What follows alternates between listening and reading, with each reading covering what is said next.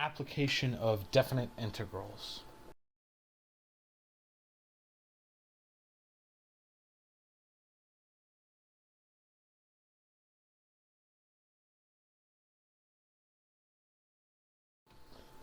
Okay, so let's start with reviewing supply and demand functions, right? This is something you should have saw in business pre-cal. So the demand function, right, so that is d of x, say it equals p. It's going to output the price in dollars per units that customers are willing to pay when x units are available. So it inputs the number of units and outputs the price that customers are willing to pay per unit.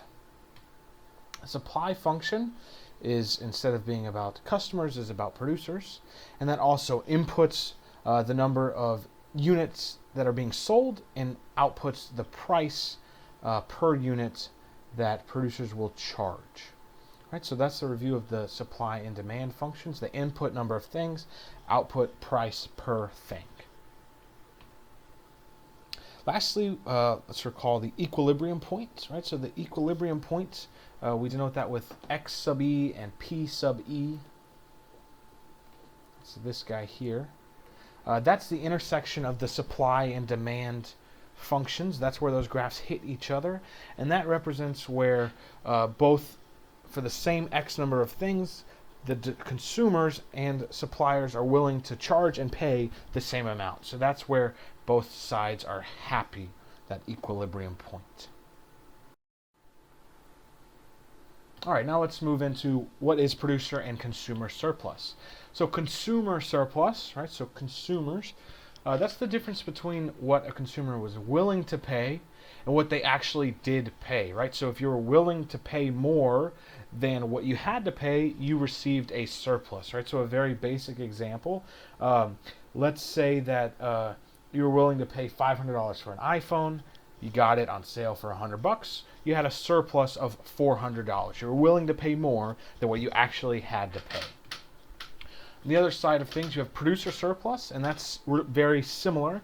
And what that is the difference between the revenue actually obtained, right? So how much you sold it for, and what you were willing to sell those items for, right? So for example, let's say that Apple was willing to sell an iPhone for, let's say, $100, but they were able to sell it for you for $200, so they had a surplus of $100, right? It's how much extra they were able to sell something for compared to how much they were really willing to sell it for.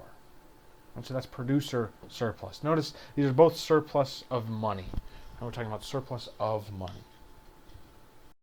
Let's dive into an example to help illustrate this.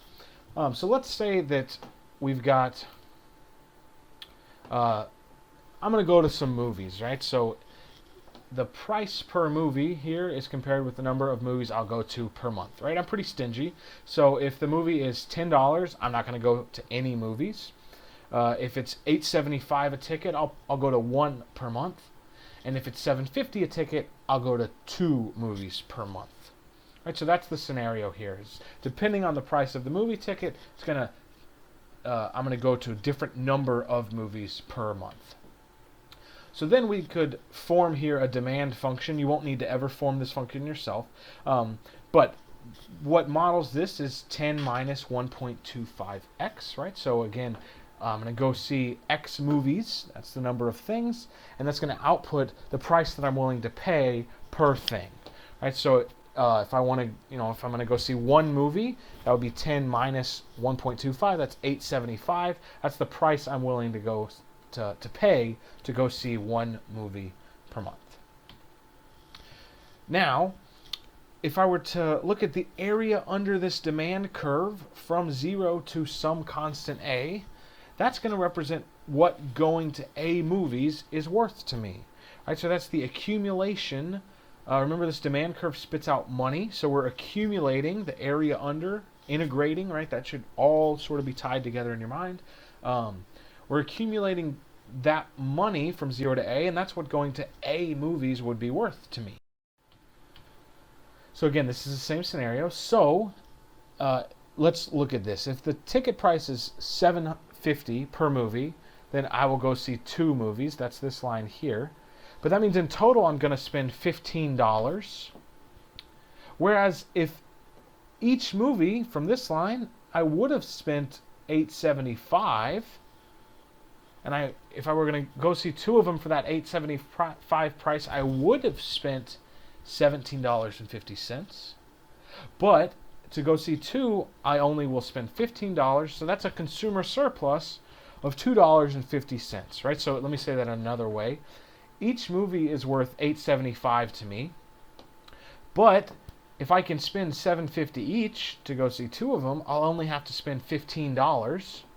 So the value that I feel like I've saved from going to see the two movies is $2.50, because I was willing to pay $2.50 more to go see those two movies. And here's what that looks like, right? So we're talking about the area under the curve from 0 to 2. All right, and what we have here is that this blue box, I guess I should have boxed that in blue. Let's box that in blue instead. This blue box here, that's 2 times the $7.50 that I spent, and so that's my total expenditure. That's my expenses, that box. And then this orange or red box, that represents my consumer surplus. So it's the area under the curve that's already, it's taking away what I've spent. It's whatever's left under that curve, right? So remember, the total area is what going to the two movies is worth to me, but I only had to pay that blue box worth. So I've got this extra area under the curve. That's the consumer surplus. And so this illustration is just to say that we can figure. Okay, so how does that show up as an integral? So let's look at consumer surplus.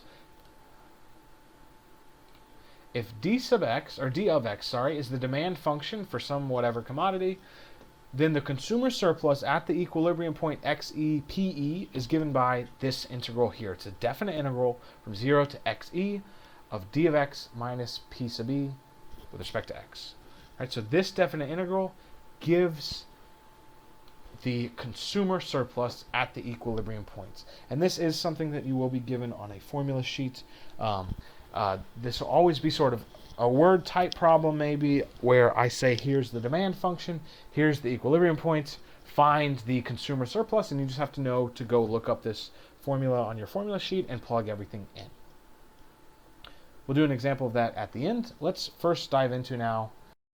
So, moving towards producer surplus. Let's say, going back to this movie theater example, they won't sell tickets for less than $4, but they'll sell one ticket for $5.75 or two tickets for $7.50. Then you have this supply function here of 4 plus 1.75x. Right, 4 plus 1.75x.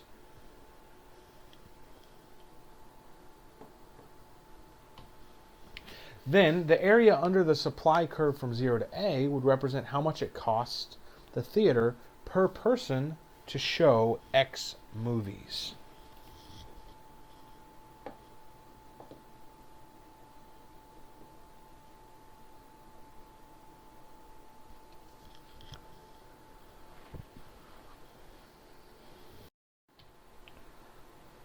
So we have this supply function here, right? So it takes in X is the number of tickets this theater knows they're going to sell, and it spits out the price that per ticket that they are going to charge. And so if they know they're going to sell more, maybe they hike up the price a little bit. That's why that price is going up as X is increasing. Anyway, so remember, if they know they're going to sell two things, right? You plug that in, it'll be $7.50. And remember that if it's $7.50 per ticket, I'll go see two movies. So that matches, right? That would be the equilibrium point here where those two guys intersect.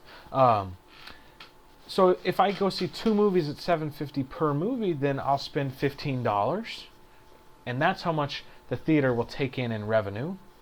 But since they were willing to charge $5.75 for just the one ticket, they would have charged $11.50 for the 2 tickets. That's their value for those 2 tickets. And so that gives a producer surplus of $3.50. The total revenue they took in, $15, minus what those 2 tickets were actually worth to them, which was $11.50. And so here's what that looks like. Again, we have this green triangle represents the producer surplus, and that yellow, orange, khaki, whatever ugly color that is what was worth, what those 2 tickets were worth to the movie theater. And in total there you have 2 times 7.5 gives you that whole box green and yellow that says total receipts. That's their total amount of money taken in. So the producer surplus can be found by taking the total revenue and subtracting whatever it was worth to the theater there. Okay, so let's look at what that looks like as an integral. This is now what you really need to remember out of all of this. And that says that if you have S of X, that's the supply function for some commodity, then the producer surplus at the equilibrium point is given by this definite integral, the integral from 0 to x sub e of p sub e minus S of X dx. Right, so you plug this in here, and that will give you your producer surplus. Right, so again, you'll have some sort of word problem. I'll give you the supply function and the equilibrium point, and you'll have to go plug those things in and find this definite integral. These examples will really look like. So it says the demand for a particular item is given by d of x is 7 minus x. Find the consumer surplus if the equilibrium point is 4, 3. Okay, so if we were given this, we would say, okay, I need to go remember what the consumer surplus equation is. That would be given, remember, on an exam. And so it's the integral from 0 to xe of d of x minus pe. All right, now we're going to just plug everything in. So what is xe? Well, that will be the integral from 0 to 4 of what is d of x? That's 7 minus x.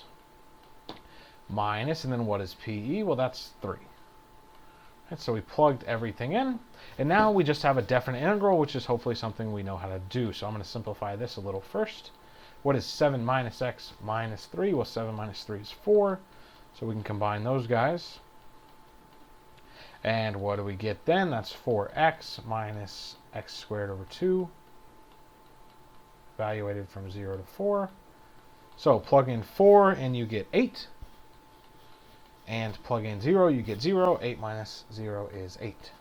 So the consumer surplus is $8. Right, so that's it. You're given the demand, you're given an equilibrium point, and you go and plug them into that consumer surplus equation.